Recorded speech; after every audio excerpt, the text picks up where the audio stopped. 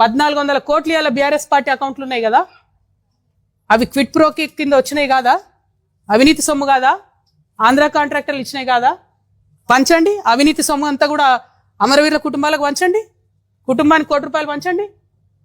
రండి, పంచిన తర్వాత అప్పుడు గ్రౌండ్లకు రండి, నాతో సమానంగా ప్రజల మధ్యలోకి వచ్చి నిలబడండి.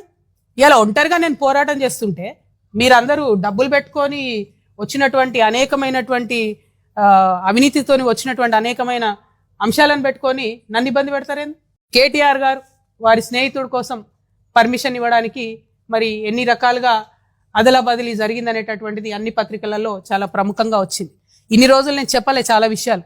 ఇవాళ ఎందుకు చెప్తా ఉన్నా అంటే, అన్న మాట్లాడుకుంటూ ఒక మాట చెప్పారు మా జనార్దన్ అన్న గారు, మేము పార్టీ పెట్టుకున్నాం, మమ్మల్ని మీరు పార్టీలోకి వెళ్ళి తీసేసి అవినీతి గురించి మాట్లాడినందుకు.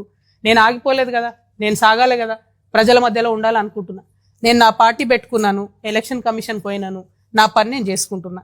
సంవత్సరన్నర కాలంగా ఒక 6 నెలలు, ఫస్ట్ 6 నెలలు చెప్పాలి ప్రజలకు కాబట్టి మీ గురించి చెప్పి వదిలేసి తర్వాత నేను ప్రజా సమస్యలు మాట్లాడుకుంటూ వెళ్తున్నా. కానీ వాళ్ళు మాత్రం ఎలక్షన్ కమిషన్కి 1000 కంప్లైంట్స్. మరి భయం లేదన్నారు కదా, నేను పార్టీ పెట్టుకుంటే మీకు ఇబ్బంది లేదన్నారు కదా, మేము అడిగిన ప్రశ్నలకు ఇంతవరకు జవాబు చెప్తలేరు కదా, మరి ఎందుకు ఈ చాటుమాటు వెన్నుపాటు వ్యవహారాలు? ఎవరన్నా మీలాంటి పత్రికా మిత్రులు మా వార్త రాస్తే సిగ్గు లేకుండా గుంటనక్క ఫోన్ చేసి ఎందుకు వేస్తాను, ఎందుకు వేస్తున్నారు వార్తలు, ఏకండి. అదేవిధంగా ఇంగ్లీష్ మాట్లాడతాడు కేటీఆర్ సార్ కాబట్టి ఇంగ్లీష్ వాడేవాడన్న వార్త వేస్తే ఢిల్లీకి ఫోన్ చేసి ఎందుకు వేస్తారని నేను అడుగుతాడు ఇంగ్లీష్లో. వాళ్ళు ఫోన్ చేసి చెప్తారు నాకు. ఇంత సిగ్గులేని వ్యవహారం ఎందుకు? ఒక ఆడబిడ్డగా నేను చాలా ధైర్యంగా ప్రజల మధ్యలో ఉంటాను, నేను వెళ్తున్నా. ఆంబోతుల్లాగా అడ్డగాడిదల్లాగా ఎందుకు నా కాళ్ళల్లో కట్టెలు పెట్టే పనులు చేస్తున్నారు నాకు అర్థమవుతలేదు. ఏం అవసరం ఉంది మీకు? ఒక్క ప్రశ్న కన్నా సమాధానం చెప్పిరా నేను అడిగిన వాటికి? ఇంకా నేను ఎక్కడ కూడా పర్సనల్ ఇష్యూస్ మాట్లాడని కూడా నా ప్రాణం పోయినా.